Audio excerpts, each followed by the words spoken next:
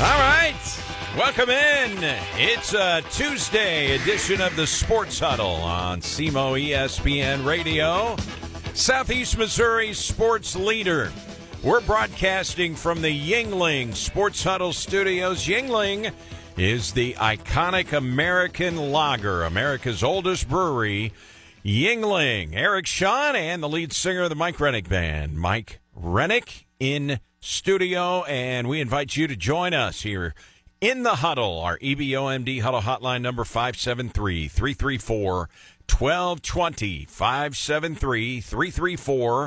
573-334-1220. The huddle hotline powered by EBOMD.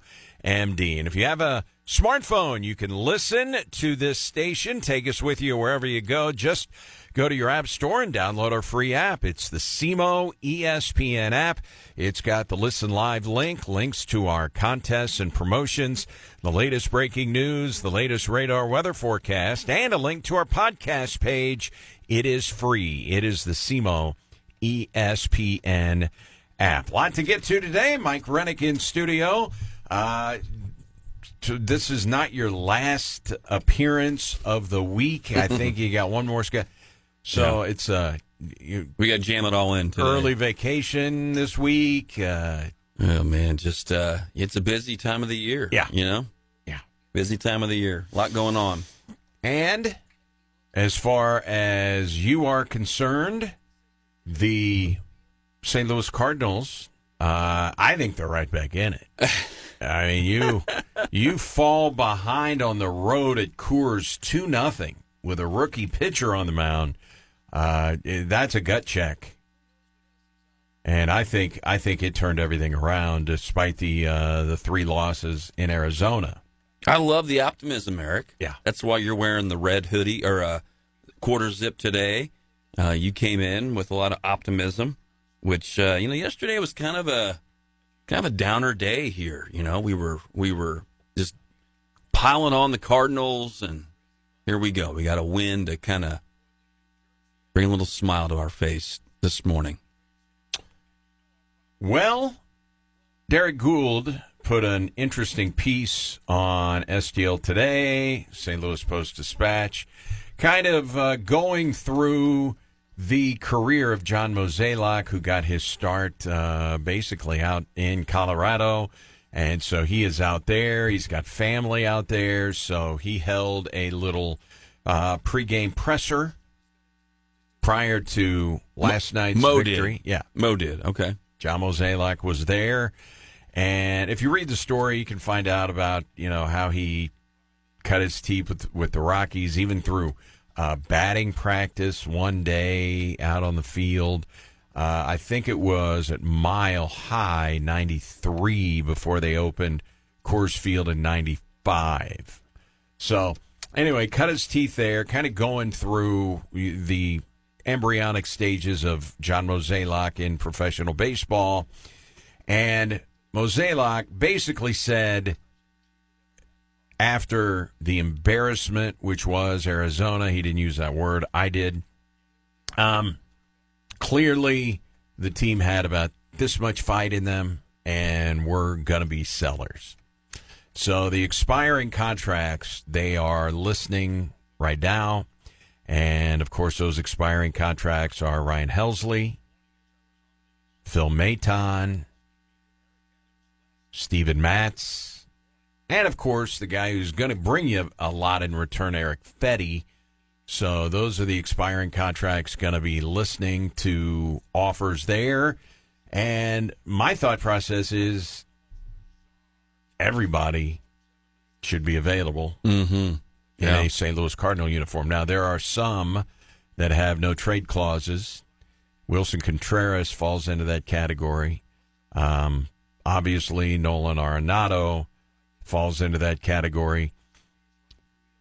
Sonny Gray has a no-trade clause as well. So those are the big 3 that have no trade clauses. And basically, Gould's story said that, he'll be approaching them and asking them what their thoughts are. And if they have a desire to move, we bring a trade offer to them if they might be willing to waive a no trade. And we've already seen one of those 3 Nolan Arenado reject the trade to the Houston Astros prior to the season. You think he's rethinking that? Well, maybe. We talked yesterday. Max Muncy's been hurt for the Dodgers. Do they have a need?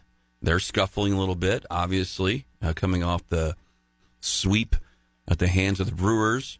Those three pitchers you name, I mean, really, if you're a contender, all three of those would be pitchers that you could probably use to bolster your bullpen in a pretty big way. Is it fair to say Helsley's trade value has gone down? I don't know how much. I'm not going to say significantly, but all of the metrics say he hasn't lost any velo on his fastball, but his fastball is being hit much, much more than it was last year. He doesn't throw it. I mean, because he gets hit. I mean, doesn't he throw that split finger or the slider more than the fastball?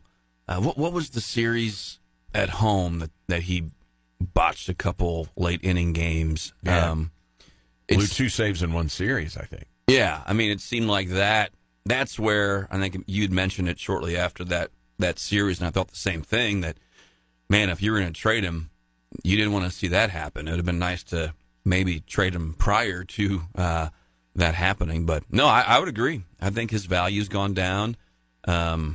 Obviously, you didn't think you'd get what you got out of Phil Maton being your lone free agent signing, true free agent signing, I guess. Steven Matz has been good, I think, for the most part. I know he's scuffled a little bit here as of late, but yeah, I mean, but I think Matz has value. I think a closer is kind of like a goalie in hockey. I mean, they can get hot. They're kind of the talk of the town.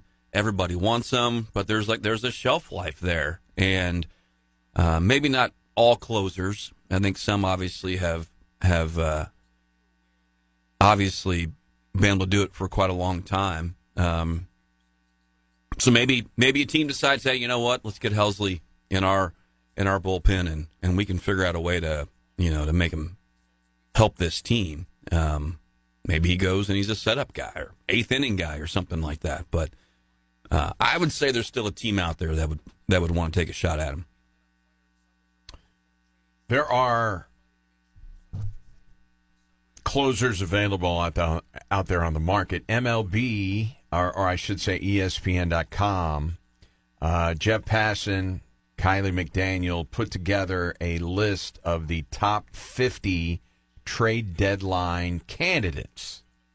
And Eugenio Suarez, number one. Oh, by the way, hit another home run last night. Leads the National League. 36. One more than the guy that plays in Los Angeles. Ohtani. Yeah. So, top 50 trade candidates. Several pitchers are there. There are several relief pitchers.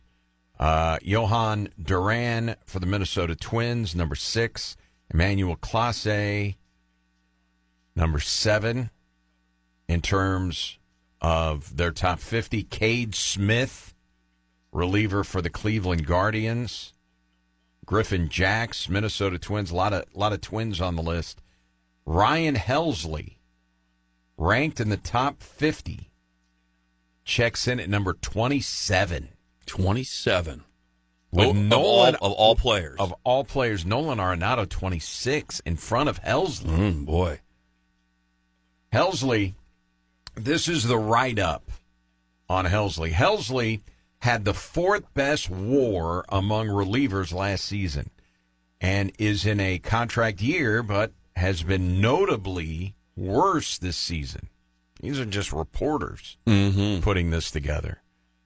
His stuff and location are similar, but the main difference is his fastball is getting hit hard, with one byproduct being his spiking home run rate.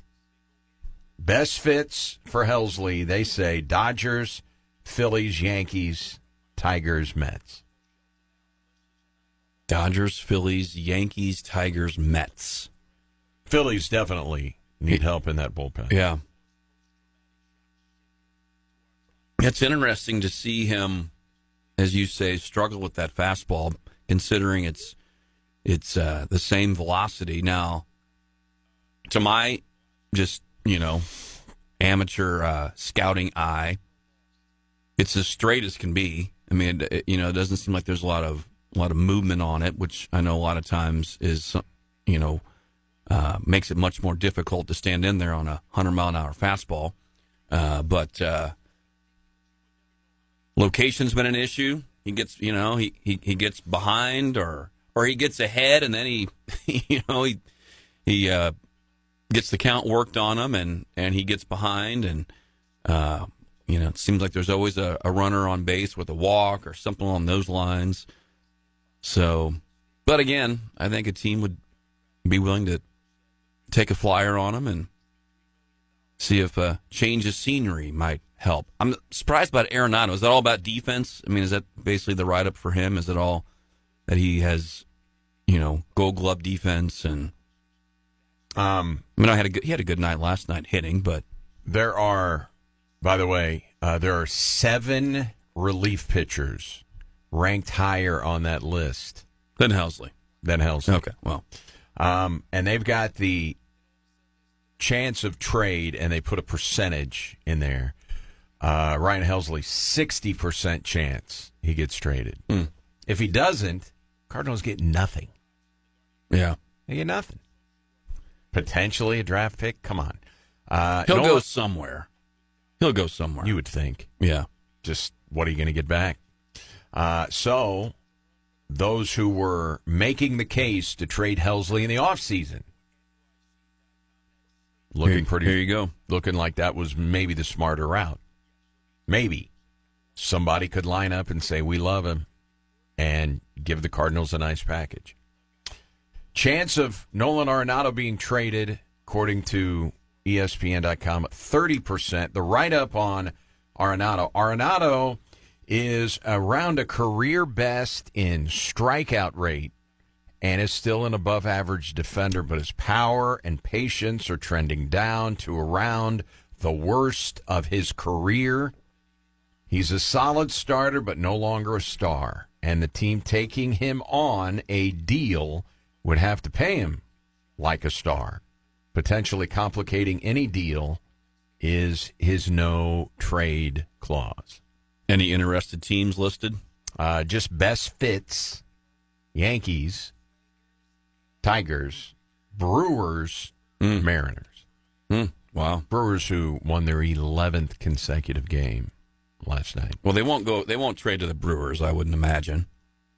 The Brewers have passed the Cubs in the standings. They have a 1-game lead. I saw that. Cubbies blew that 4-0 lead last night. And the Milwaukee Brewers, as we sit here on July 22nd, Mike, have the best record in Major League Baseball.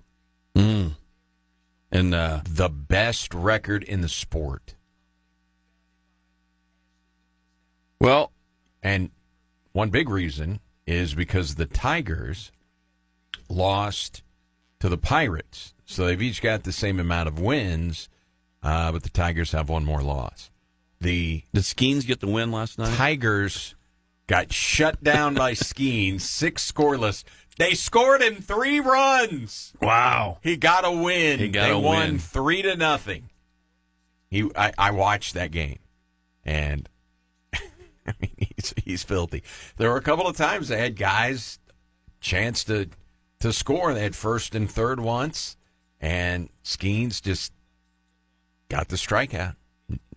Just exactly what he needed. I mean, he is just really good. And you're talking about the team with the most wins in the American League, the Detroit Tigers. Yeah, great team. You mentioned the Brewers yesterday and how they have zipped past the Cardinals. And not just this year, but when do you think, if you were to go back in your mental Rolodex? They've zipped past the Cubs, too. Since the Cubs last won the NL Central, the Brewers have won the division 4 times, 4 division titles since the Cubs last won a division. So when was that? When's the last time they won the division? The Cubs. 2016, I believe. When they won the World Series? I believe so. Okay. Well, it's interesting because it seems like, the Cardinals had, in 2015? I think the Cardinals, didn't they win over 100 games in 2015?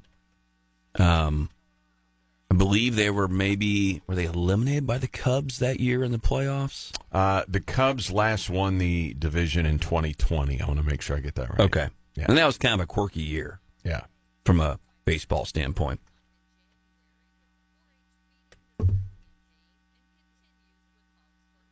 The last time the Cardinals won the NL Central, 22, and it was 19 and 22. Those are their last two division championships. Well, it seems like if you go back a decade to right before the Cubbies won the World Series, if my memory serves me correctly, 2015, I think the Cardinals had 100 wins or around there. And then it seems like, it's hard to believe the past decade. And I know you're reeling off. They won the division in 19 and they won it in 22, but it seems like everything just kind of started to meander in mediocrity for the Cardinals around that time. 2015, they went 162. They beat the Pirates by 2 games. Beat the Pirates by 2 games. Yeah, that was when McCutchen was in his prime, and they were, they went to 3 straight wild card games when it was a 1-game wild card. Yeah. And they got freaking, in consecutive years, I think they got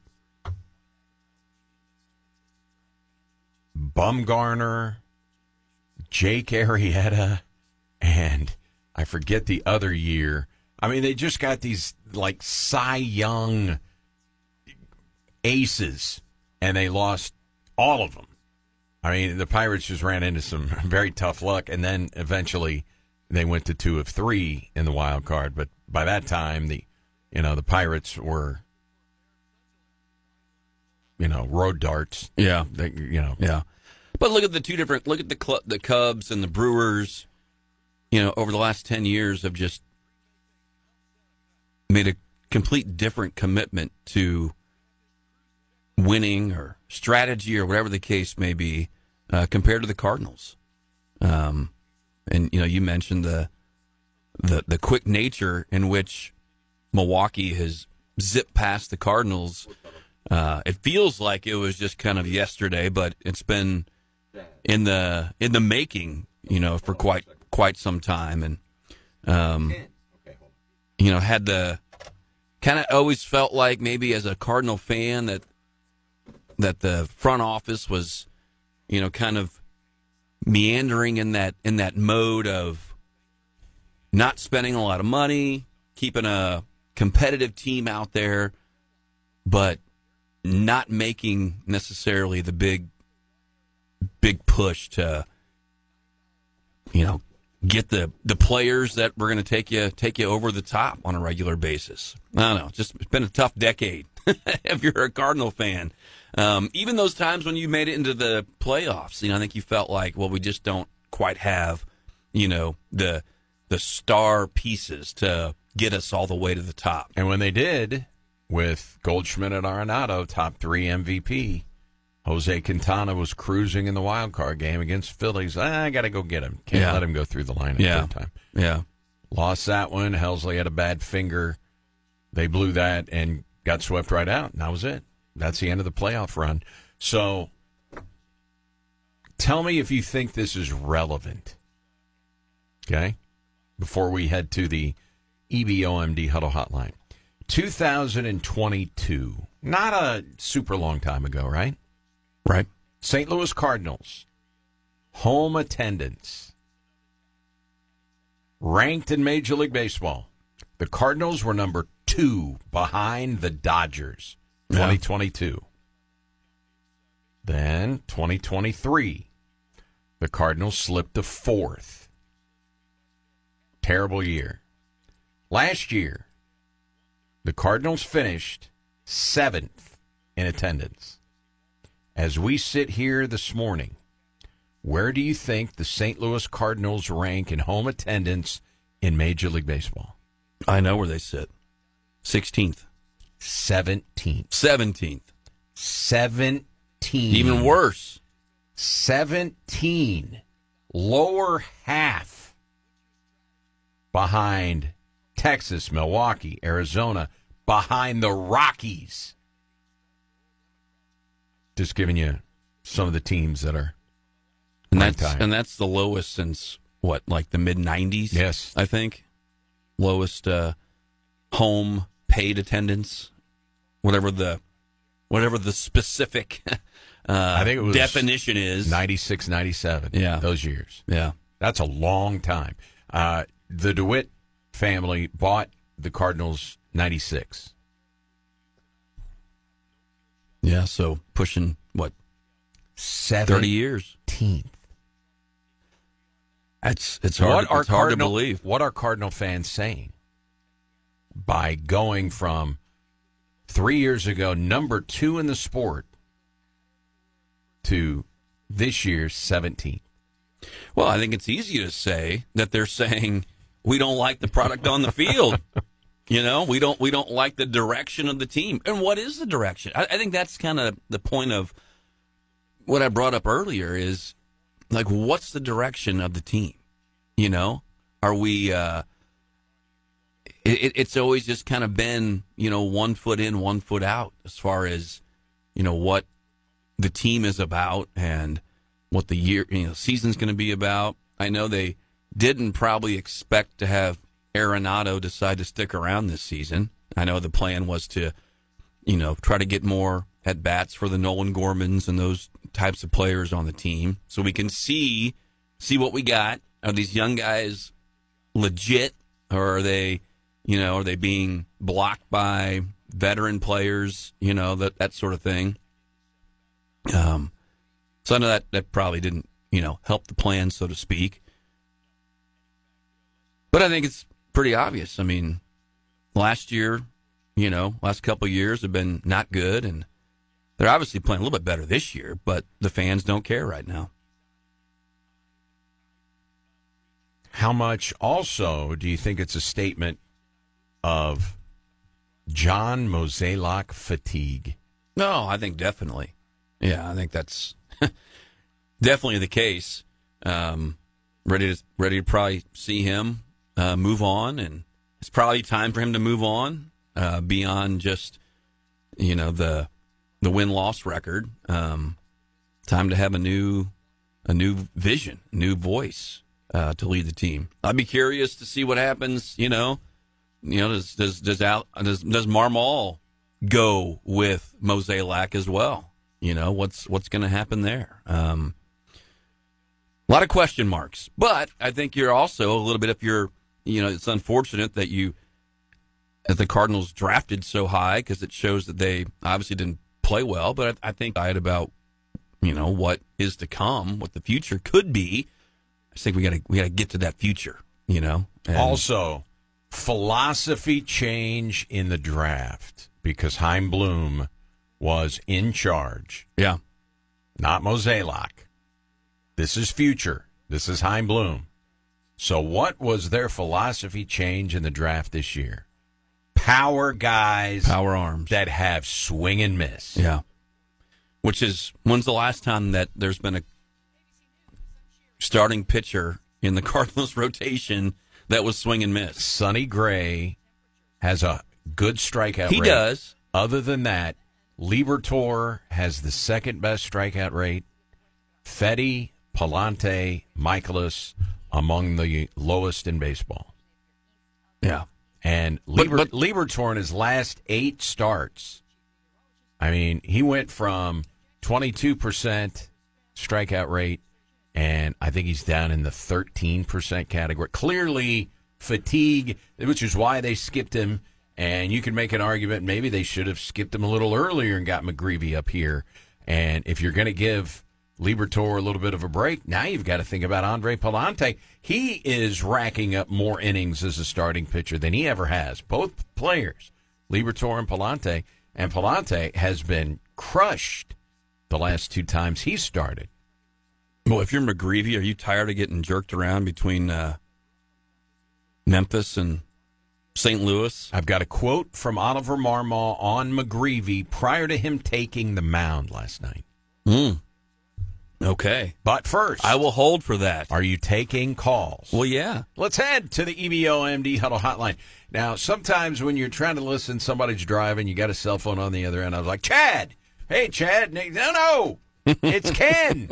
Ken, welcome into the huddle. Hey, guys. Hey, I'm glad I supersede Ollie Marmol. It's close, huh? Wow.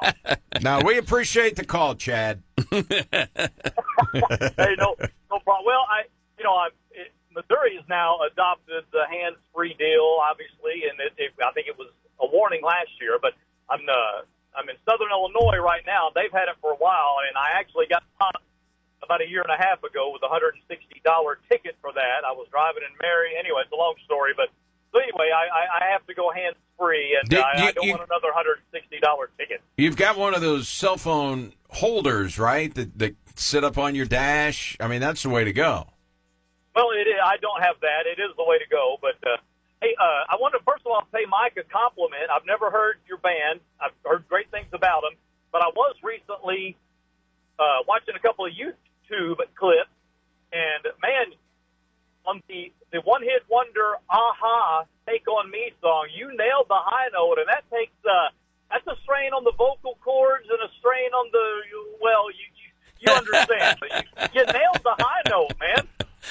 Well, thank you. Thank you very much. Nicely done. Hey,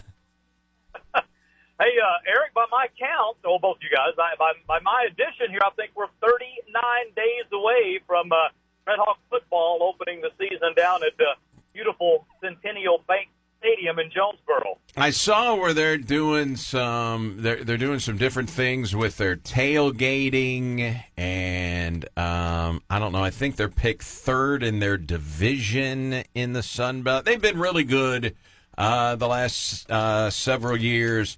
They've, they're going to be playing a good team. Let's put it that way. But we're getting close, is what your point is. Yeah, and I was down there working a couple of weeks ago, and they weren't really talking about the Red Hawks. They were just talking about their season, and they, had these numbers and metrics, and I think basically the amount of production, the percentage of production back on the defensive side of the ball for them is way, way low. Now, I know that doesn't mean much in today's college football with portal, et cetera, but yeah, they seem to be thinking. Well, the host of the show, anyway. The defense might struggle early on. They've got quite a bit back on offense, so we could see a fun game and a shootout down there in Jonesboro in a few weeks. They've got an all-conference running back. They've got an all-conference kicker, and they've got an all-conference wide receiver who is about ready. I mean, he holds several school records. He's going to own all their receiving school records by the time this season is over. So they've got some playmakers on that side of the ball. Yeah, they really do. And they've got I think Centennial Bank Stadium, 30,000. They used to call, you're talking about the changes to tailgating. I think they call it Tent City or something. I'm sure they've got a nice grove of trees on the, I guess that'd be the east side of the stadium. Now, obviously, those are all reserved for their boosters and this and that, but they've got an indoor facility. I think they've had it for about 10 years, just adjacent to the stadium. They do, it's right there. You can see it. Yeah. When we go play baseball there, you got to drive right by it. Right. And it rivals, and I've never been in it, but size-wise and pictures, I mean, it rivals anything like, the Power 4 conferences have. It's tremendous. So, SEMO has not played them in football since 2018. So they don't play them very often. No, and a great easy trip for Red Hawk fans, especially me. It's only an hour and a half away from Poplar Bluff, but yeah. How much is SEMO getting for that? Do you know? I'll have to reach out to Brady Barkey and see. Yeah, I know. Maybe 300. I don't know, but I know it won't be $750 or anything super extravagant. No, yeah. A nice payday for just what is it from Cape? 3 hours, 2:45 from Cape to Jonesboro. Say it again. Sorry. I said, how far? No, that's okay. I said, how far from Jonesboro? From Cape to Jonesboro. It's a 2.5-hour drive from Cape. I've driven it probably 25 times. We play there every year in baseball, so I've driven it a million times. For baseball, probably 5 or 6 times in basketball, and I think a couple of times in football. Yeah. 2.5. I know it wasn't very far. 2.5, man. You go right through. Depending on the way you want to go, but you go right through Kennett, takes you through Zenith and through Paragould, and boom, straight shot to Jonesboro. Take 412. Yeah. Yeah, like I say, it's almost Bluff to Cape, probably hour 15, hour 20. But other than that, that'll be the shortest trip I can make all year heading down to Jonesboro. But yeah, hey, any other? I know I've heard a lot about Jax Leatherwood, the big new quarterback. It's certainly nice to go into the season when Peyton Brown looks bigger. I went to the spring game bigger and stronger than he was last year. He and Espen are healthy. So going in anyway, man, it's going to be nice to have a healthy stable of running backs. And, and a lot of it was not the fault of anyone. It was just the injuries. But, man, we were so one-dimensional late in the year that really cost us, obviously. Yeah, and Coach Tuke said, I never want to have that happen to us ever again, where they just were, they just had to throw the ball. I mean, they just had to throw the ball. Injuries on the offensive line and at running back, yeah. That's not going to be the case this year, barring any injuries. And as we sit here, Ken, 39 days, 8 hours, 21 minutes till kickoff. You've got the Go Southeast pulled up, there right? It is. Hey, quickly, anything else you've heard? Either of you guys? I mean, as far as newcomers or somebody stepping up from last year or anything? Any intel like that? Well, obviously Nassim Cairo is going to anchor the defense. Justice Johnson, transfer from Murray State. He's going to lead things in the back of that secondary. So, I think replacing some of the players that they have to on defense, but on the defensive line, that is where they have really made their hay over the last several years, and especially the depth. And when you've got big, strong, and depth on the line, you allow those linebackers to move freely. And, of course, the Redhawks oftentimes will have 4 linebackers on the field. They're going to be good on defense.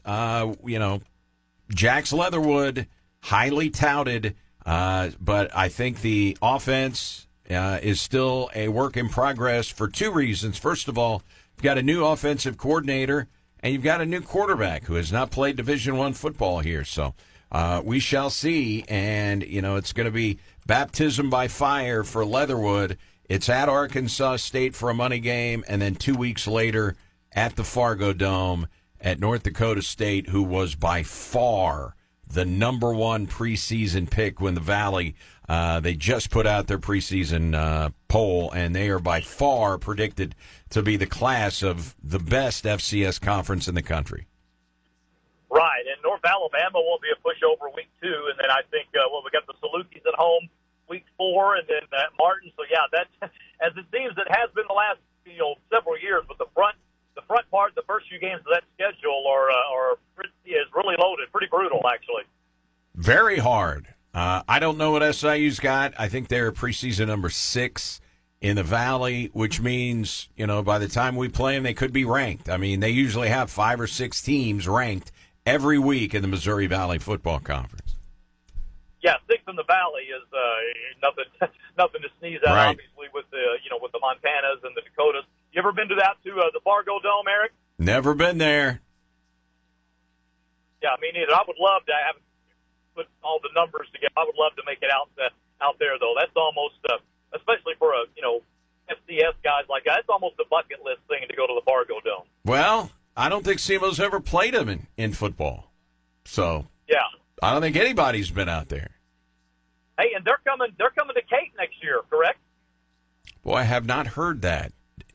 I thought I'd read early on that they were returning that game either next year or the year after. I'm not 100%, but I thought I heard that early on. All right, that is a question I'm going to have to float out to the athletic director. Hey, I'm giving you homework here. We got to find out how much money we're getting.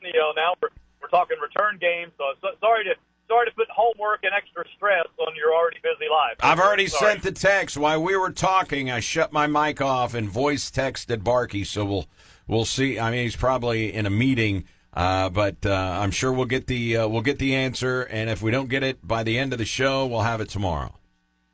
All right, thanks. Have a good one, guys. All right, Ken. See you, Ken. Appreciate it. 334-1220, the EBOMD Huddle Hotline number, 334-1220. All right, Oliver Marmol, do you want to hear his thought process on McGreevy before he started, or do you want to hear Oliver Marmol talking about McGreevy after the game? I want to hear both. Okay. Well, let us listen in to the skipper of the St. Louis Cardinals after last night's game. And McGreevy, keep in mind, he went 7 innings in the baseball game, and it is also gave up just 2 runs early on soft contact. Right. First time since the All-Star break that a Cardinals starting pitcher did not give up at least 5 earned runs in the first 3 innings. So there's a positive. Yeah, I'd say so. That's the first time. And it's the first time that a Cardinal starter had gone 7 innings, I think, in almost 3 weeks. I don't doubt it. So here is the skipper, Oliver Marmol, after the encouraging outing by McGreevy. Now, it's not a great Rockies offense, but it is Coors Field. Again, just his demeanor. A couple of those balls get through on the ground, and he doesn't make much of it. He makes the next pitch and figures out a way to limit damage. Did a really nice job of mixing everything, kept them off balance, was on the ground a ton. Just another impressive outing, especially to do it here. Ball flies, and you can run up the score pretty quickly. So overall, really, really nice job. It was needed because you're coming off that weekend that didn't feel real good, and then you're down 2 to be able to punch back immediately was important, and to do it with a strong homer the way he did, and then you add on another one. So just guys did a nice job of just battling. I liked our approach today. Our execution was awesome. Attention to detail was there. Nato picking them apart, taking that bag there, and then advancing to third the way he did. There's a lot of positives. It was good to see him just sprayed everywhere. I mean, you look at him being able to pull the ball there and then go to the backside. I mean, that's his game. He can do a little bit of everything and beat you in a lot of different ways. So a really positive day for him. And at the end there, he can beat you a lot of different ways, spraying the ball. He was talking about Mason Wynn, who had a 3-hit game. Yeah, that's a nice highlight. Jordan Walker, another couple hits, I think, last night? 2 hits and an RBI. He's got his... After Gomber just carved him up his first time, man. Yeah. He just threw him a breaking ball. And it was, and it ended up in the dirt or almost in the dirt. So, if you're saying, hey, did he make an adjustment? So, baby steps here, but it's back-to-back 2-hit games for Jordan Walker. Now hitting .219. It's baby steps, as you said. Over the Mendoza line. And this guy is now the Cardinals' home run leader. Contreras' first pitch drives this one a mile high to left center and gone. It's a 2-1 game. A towering home run for Contreras.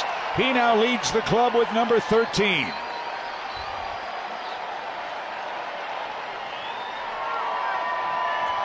I mean, that was a moon shot by Contreras. Landed about halfway up the bleachers in left field, but, I mean, it was very high. That was a big hit. I mean, Cardinals were down 2-0 when he hit that home run, and thought, oh, boy, this is going to be another long evening at the ballpark. But that, I'd say, kind of sparked the offense to get going a little bit there. So it was a 35-degree launch angle. 110 off the bat. It went 443 feet. Wow. That was a long home run. That's a big one. Yeah. And at 35, launch angle. Coors Field, I think I heard, it's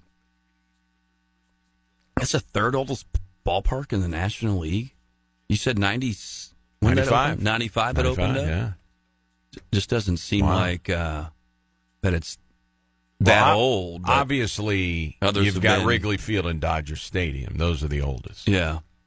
And obviously Wrigley way older than Chavez Ravine. But, I mean, if you go through the teams, Phillies, Mets, Marlins, Braves, Nationals. Right. All fairly new ballparks. I mean, can't get much newer than Atlanta. No. Brewers, new. Cardinals, new. Reds, Pirates, Padres, Giants, Diamondbacks. Yeah. How about that? Yeah. Coors Field, third oldest. It's nice, too. It's just, I watched a little bit on the TV last night. I listened to some on the radio, but just on the I know they've done some renovations. I think they took out some seating in the upper right field deck and opened it up to a little bit more of a standing area. But it feels nice. I mean, it's really pretty. And I mean, you talk about the attendance. There's not much better. I mean, the temperature's always going to be nice. I know that St. Louis deals with the excruciating heat and humidity. Yeah. Pile that on top of a team kind of just meandering, but probably a very nice night out at the park when you go to watch the Rockies. You still in the mood to take calls? Yes. All right. Let's head back to the EBO MD Huddle Hotline. Bob is on the line. Thanks for the call, Bob. Welcome in. Hey, Eric, what's going on? I just, I heard you guys cussing and discussing about the Cardinals, and we're looking at, ownership, and we're looking at Ollie, and we're looking at, where we're at right now. One of the things I look at, and I keep thinking to myself, because, when the Bananas came in, you had 49,000 people. One of my concerns, really, I mean, this is an honest concern, too, when I say it, is with the the fandom. That's not a very often used word, but I think, man, it didn't matter when I was in the 70s. When it was in the 70s, we really had, not very good teams in the 70s, And I thought, but we always went, and it kind of concerns me with how are they going to change that? That's one of the things I look at. I'm thinking, the Cardinal way. They have had the greatest minor league system on the planet, and is it the ownership? Is it this? Is it that? It seems it's cyclical. It's almost cyclical. It's like the 20s, the 40s, the 60s. When I was a kid in grade school, went to a little Catholic school, the nuns, they brought the TVs in so we could watch the Cardinal World Series in 67 and 68. Very cool. Have the windows halfway up, but you had the shades closed because we didn't have air conditioning, but hey, it was, we got, because they played all the games in the afternoon, which was so cool.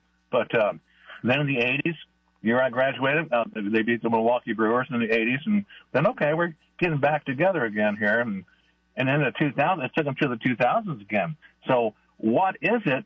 You explain it to me. You sound pretty genius-like. I mean, when you talk about history of the Cardinals and what they're trying to do is, what is it that what they're gearing up for? Because they had so many things that were in order. Like I say, they created the minor league system pretty much. I mean, and then they did this, they did that, and how can we can't compete with the money that the Dodgers and the Yankees throw around. We never have, and guess what? We were still the greatest team in the National League forever and ever. We still always will be if we keep to our tradition. And how do we do that? And I think that's what they're looking for, Eric. How do you do that? And who's going to be in control? And who's going to be able to do it again? Augie Bush is gone. He's gone. They're gone. Whitey's gone. Who's going to do this and make this a viable? I mean, make it back to what it was. People will always wear Cardinal, jerseys forever. But how do we do it? What do you think is the most critical thing that they have to look at and say, well, even when the teams were not very good, there were heroes on the team. Oh, well, Albert's getting old, and Yachty's getting old, but and Wainwright, he didn't play for a year, but we love him. And now these kids they're going crazy loving baseball. And there's something probably within society too as well that they don't kids aren't following baseball as much, and parents aren't taking them to the ball games. But gosh dang, when they were paying games under 500, you still had 35,000 people at the ballpark on the weekends. Yep. Right. Man. So What did it cost to go to a game then? when I was a kid in high school, I'm 65, but when I was in high school and I got my license in 76, I guess it was, we'd go park under the bridge because we knew where to park up where you didn't have to pay parking. Right. And we would, I'd call my buddies probably. We lived just across the bridge in Illinois, on the Illinois side. And it'd take us 15 minutes to get to the game. Hey, Larry, how much money you got? I got $6. I said, well, I've got 8. And Bruce got 7. I said, okay, we'll drive over. Who's going to drive? I'll drive. Okay, boom. You park, you walk up, $3 nosebleed seats, and then you get a scorecard. Them guys didn't. I always did. And then get a popcorn, get a soda, and that was pretty much your night, right there. I mean, that was pretty much your night right there. So, but we'd sit and watch the game, and it was pretty awesome. Rick Wise, Reggie Cleveland, Silent George, Mike Tyson, the Zamboni. Kenny Reeds, right? Kenny Reeds. And for that was Kenny Overfeld. Kenny Overfeld went to the same junior high I went to at BAC. Nice. Played at BAC. And Kenny went to, I think he was from Maryville. But, no, it's, I just, like I say, I'm not a fair weather fan. My mom, like I say, she's 90. She had her surgery this week, by the way, and she's doing great. And she's going to come out Wednesday. And I'm like, wow, Mom, you've been watching the Cardinals? Yes, she watches them every day. But good. It's amazing that the way kids now, when you talk to kids, they don't really seem to accept baseball as much as what I guarantee. I mean, that's all we did. We went outside and hey, when the dinner bell rings at 5 o'clock, you guys better be back inside. We didn't have computers. We didn't do squat other than run around, play, and go from building to building, soon school as to school. They left school doors open. You could go play basketball, go play on the ball field, and you could do anything you wanted to in the 70s. So, all right, Bob. Hey, we'll talk about what we think the Cardinals have to do to get back to it here coming up. Please do that because I want to hear. I really like to hear what you guys have to say about that. You bet. I'm looking at going, geez, something's got to happen because there's got to be a big change. It's got to be a big change, actually. I think it's going to be a big change, really. All right, Bob. Thanks for the call. All right. Well, you take care, guys. See you, Bob. Appreciate it. All right. We'll give you our thoughts. Yeah, absolutely. Come back from this timeout. Starts with Chaim Bloom taking over for John Mozeliak. Sports Huddle from the Yuengling Sports Huddle Studios. Coming right back. SEMO ESPN Radio from the Yuengling Sports Huddle Studios. Yuengling, the American iconic lager, America's oldest brewery. Yuengling. Eric Sean, Mike Rennick in studio. We talked a little earlier. We heard from Bob about, what's going on here. What do the Cardinals have to do to get back to where they were? I got a couple of thoughts. I'm sure you do. First of all, hiring Chaim Bloom was a very good first step. Chaim Bloom, who was focusing on player development. Let's be real here. This is only my opinion. But all of the money that the DeWitt family and ownership group lost with COVID, they've been trying to recoup that money since. And I think that is one of the major reasons why they cut and slashed in the minor leagues in terms of development, in terms of coaching, in terms of roving coaches. Katie Wu did an in-depth story comparing just the Brewers, who had more than 2 times as many minor league coaches who are with these guys all the time, position groups, all of that stuff. Cardinals used to be close in those numbers, and they slashed it all. And that is one reason why the pipeline has dried up for the St. Louis Cardinals. Well, Chaim Bloom is now in charge, and that is being changed. Going to take a while. And then they're going to have to, at some point here, spend some money and they're going to have to spend it more wisely than John Mozeliak did. You can't say that the Cardinals didn't spend money. They did. They just spent bad money on bad productive players. And now Chaim Bloom's job is to resurrect what was a great organization who just 3 years ago was number 2 in Major League Baseball in attendance, and as we sit here this morning is number 17. Yeah, man. That's kind of a, if you put that in perspective, as you did, being number 2, and I mean, just always. I mean, how many times did we hear, small market team that reaches 3 million in yearly attendance? It seemed like that happened all the time for the Cardinals. Obviously, I mean, you can say this in a lot of ways, as you just laid out. You can kind of follow the money. You can see where the better teams are right now. I mean, he mentioned it on the call. I mean, you got the Yankees, you got the Dodgers. I mean, you got these teams that have treasure troves of money to spend. Cardinals haven't done that. They haven't done that, whether that be in the development of the minor leagues or good contracts, as you put it. I think, part of the problem, and I don't know this to be a fact. Obviously some teams are, like the number 1 team in, let's say, ticket sales for a season. How is that trending? They're number 1 now, but how is that trending for them, let's say, over the course of the last 5 years? Are they still getting the same attendance numbers, even though they're number 1 in the league? I just think there are so many, there's so many other options battling for people's time right now. The days of sitting down in the living room and everybody watching a Cardinal baseball game, really everybody watching anything together are done. I mean, it's for the most part that's over with. And again, that's because of technology and services that are out there to allow people to view what they want to view when they want to view it. So I think from the get-go, if you're trying to kind of establish this following of, let's just say, the Cardinals at a young age, it's harder to do. It's much harder to do. Not everybody is, has access to the Cardinals on the TV side anymore. You don't have everybody together in the same room watching the game because that's kind of all that's on.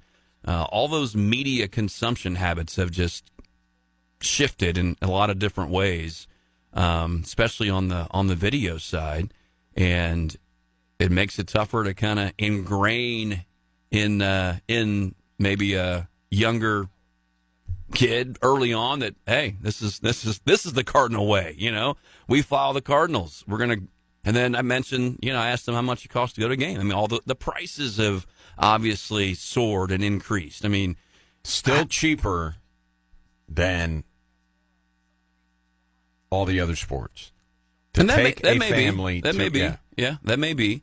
I just think there's a lot of different things at play. But ultimately, it comes down to how good the team is, and how much the ownership wants to invest in putting a product on the field that's going to not just compete to win the division. I think that's kind of always been the carrot dangler, is that we could compete to win the division or to eke into the wild card. That's fine. That's great.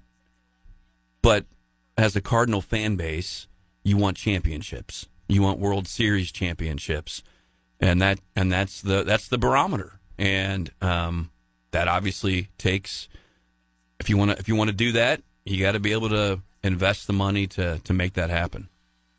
Also, teams with payroll restrictions and low payroll that make the playoffs year in and year out. Would you agree Falling into that category would be the Tampa Bay Rays. Yeah. That's Almost first one I think of. They're always in the playoffs. Right. Cleveland Guardians. Yeah. Playoff team most years. Milwaukee Brewers. Right? I'd agree. The Milwaukee Brewers, of the 30 Major League teams, ranked 24th in payroll. 24. Cleveland 25. Tampa Bay 26. It can be done. It can be done. And I think you used to be able to put the Cardinals kind of in that realm. Now this year they have dropped all the way down to 19 total payroll. Cardinals have. Yes. Yeah, well, and that's to your earlier point too, is the Cardinals did spend money. I mean, they spent money, but how did they spend the money? You know, what contracts were they? It was John doling out? Mozeliak who was doling out the money.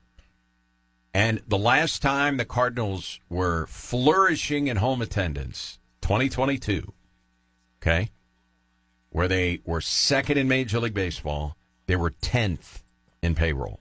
Right. 2022. Yeah. 2023, the St. Louis Cardinals dropped to 15 in payroll. They were not good. They were 12 last year. This year, they spent $2 million. They axed some money from the payroll, and now they're 19. I know you're going to have your outliers, like you mentioned, but I think you're stating the case right there that it's follow the money. It's follow the investment in the organization. But the Dodgers have been spending crazy money for a lot of years. How many World Series? They won one. I mean, we're not taking the bubble World Series away from them. They won it, 2020. But in a full 162-game season since 1988, the Dodgers have won one, and that was last year. Well, it doesn't guarantee you to win the World Series. Right. You can't buy the World Series. But it probably gives you a pretty good shot to be in position to win the World Series and to be, competitive beyond just winning your division. A lot of things obviously have to happen to allow you to reach the pinnacle. It's not easy to do. But I think just the eye test would say that they've put themselves in a position to win the World Series more times than the Cardinals have as of late. Okay. Did you see the way that the Philadelphia Phillies won last night? I did not see that, no. Okay. So they've got the bases loaded in a tie game against the Mets. Okay? Bottom of the ninth inning. Bases loaded. This is how the game ended. Oh, yeah. Oh, wow. Philadelphia is challenging that there was catcher's interference on the play. Can you? They are challenging the Phillies that there was catcher's interference on the Mets catcher, bases loaded. Tie game. Oh, my goodness, there was. After review, the call on the field is overturned. There is catcher's interference. Wow! The Phillies have won on a catcher's interference. Hey, tag your bags. Baseball is amazing. And what a celebration. Catcher's interference. Man. Since they went to divisions in 1969, the only other time that a team has won on catcher's interference was 1971. Now, do you like that? You know who the catcher was in 71 for the Cincinnati Reds, called for catcher's interference? Johnny Bench. Johnny Bench! Of all catchers! Do you like the game ending that way? Not, You have no dog in the fight, right? I mean, I don't like that. I don't like that. I mean, I like the oddities in baseball where you can tune in or go to a ball game and see something that you've never seen. All right, well, that's and true. None that's of true. those broadcasters were probably watching that game in 1971 where Johnny Bench was called for catcher's interference and it was a walk-off win. Yeah, probably not. So most people in that ballpark went to the game and saw something they have never seen before. And probably some of them have been watching baseball a long time. I just think I'm all right with it. And oh, by the way, I think if it were called by the umpire, I'd probably be okay with it. They didn't call it. I don't like the replay part of it that had to, Well, the batter pointed it out. He's like, hey, bat to glove. And so immediately when he turns to the dugout and says, hey, he hit my glove. They're like, challenge. Now, see, that's one that I didn't know that you could challenge. It's a challengeable play. And oh, by the way, the Blue Jays beat the Yankees last night. That is their franchise record, 11th consecutive home victory. Man. They have a 4-game lead now on the Yankees. Did you know that Toronto is number 5 in Major League Baseball in payroll? No, I did not. Season ended today. They win the East. Here are your top payroll teams. Dodgers 1, Mets 2, Yankees 3, followed by the Phillies and the Blue Jays. All teams that could win the World Series. Yep. Oh, number 6, Astros. No. Another team that's probably going to win the AL West again. They're right there as well. But you still got Tampa Bay, Milwaukee, Cleveland. Way, way down in payroll. Still competing. How's Cleveland doing this year? Not so good. They probably are not going to be a playoff team this year. Right now, the Guardians are a game under 500. So in the AL wild card race right now, Cleveland, probably not going to happen this year. 3.5 back. Not out of the realm. Probably not going to happen, though. Rays are 7.5 back. They don't even have a stadium to play in. Yeah, but year in and year out, you would say I would agree. The Rays are there. Yeah. As we sit here today, they're 3 games over 500. They're a game and a half out of the wild card. That used to be said about the A's, right, with the whole Moneyball. Yeah. Whole Moneyball piece. I would say that batten down the hatches, Eric Fetty is pitching at Coors Field tonight. Not against a good Rockies offense. That was a 76th loss, by the way, for the Rocks. So did they send McGreevy down? They did not. Okay, they have not yet. They're waiting. They're waiting for tonight. I was going to read you the Marmol comments real quick prior to the game, and this just shows you some people were blaming Marmol. Why don't we have McGreevy in there? Why are you running Fetty and Michaelis? Why? It's John Mosaic. Here's a quote prior to the game. Oliver Marmol. I hope it's not a spot start. My hope is he can stay with us. I hope it works out that way, and I think there's a lot of value in his next stretch for several reasons. For him to get a taste of being around pitching coach Dusty Blake and the pitching staff and game planning and being around big league hitters.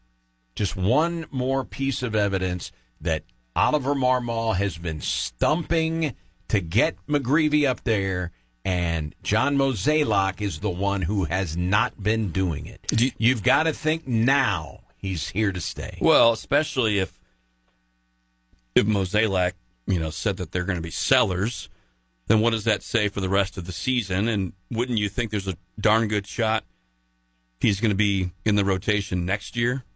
I mean, I guess you never know what may happen. Right.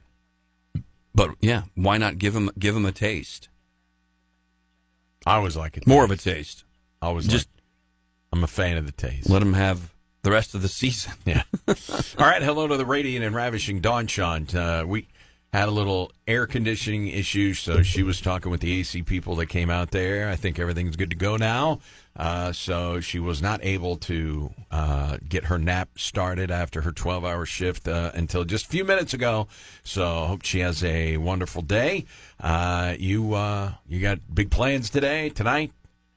Yeah, just the day, taking on the day. All right. And Catfish Baseball doubleheader. That's right, doubleheader. 5:05. Rusty Hendricks will have it here on SEMO ESPN. Okay, you are out tomorrow, so you will be filled in by SEMO's athletics director, Brady Barkey. Oh, that's even better. Is going to join us. Good. Tell him I said hi. And, how much money are they getting from Arkansas State? Is that North Dakota State a money game? Are they returning the game? I'll give you a preview. Okay. No, they are not. But there you go. But we'll be joined by Brady Barkey tomorrow. Fantastic. On the show. Very Sound good. good? Yep. Sounds all right, great. And you are back on Thursday before you get your 4-day weekend on. That's correct. That's correct. Yes. All right. We'll talk to you then. All right. See you. All right. That is Mr. Michael